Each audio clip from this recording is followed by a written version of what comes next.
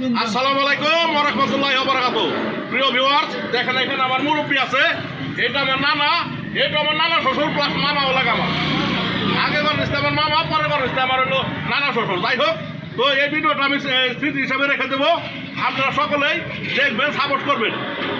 তো আজকে থেকে 20 বছর আগের একটা গল্প শোনাবো আপনাদেরকে। এটা বাস্তব হিস্টোরি আমার জীবনের।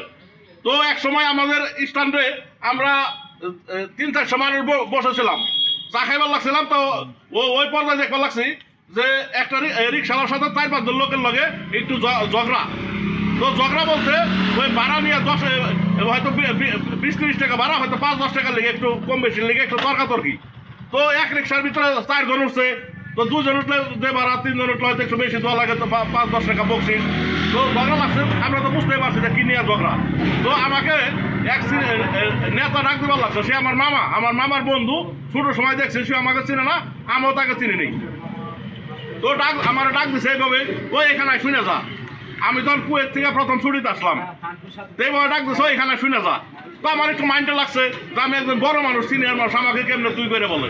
তো তুমি করে বলতে পারতো।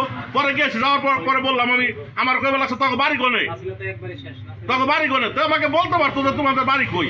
আমি তো বুঝতে পারছি আমাকে কি বলবে, যে বাজার থেকে এই স্ট্যান্ডে ভাড়া কত।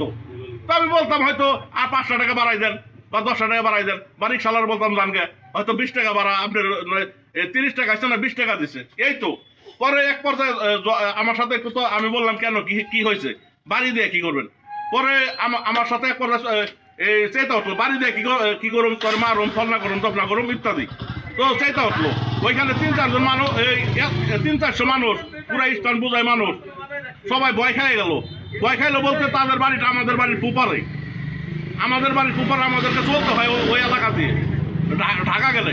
তো যাই হোক, ওইখানে সবাই ডরে গেছে, কেউ কিছু বলে না। পরে আমার এই যে নানা ভাই আজকে 20 বছর আগে 1 লাখ হারাই গেছিল খাল দেয়, যে একটা লোকের এখান থেকে ঘুরে যাওয়ার জন্য। আমার গ্রাম আইসা আমার পাড়ার মধ্যে খারাই, আমার পাড়া পোলার উঠাই নিয়ে যাবে, এত বড় হাসপাতাল একটা লোকের যাওয়ার জন্য 10 সব খুলে দেয়।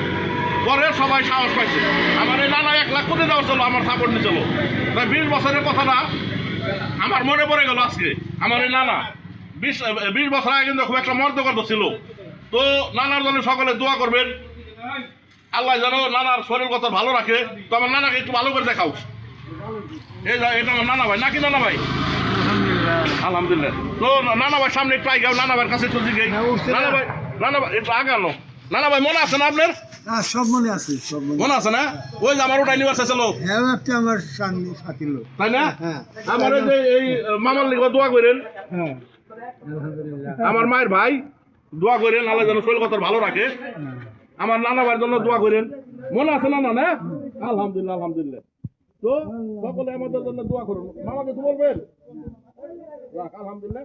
তো দোয়া করেন সবার লিগে, আমাদের পরিবারে যারা আছে সবার জন্য দোয়া করেন না ভাইয়া, ইনশাআল্লাহ ইনশাআল্লাহ। তো সকলে গাইস ভালো থাকবেন।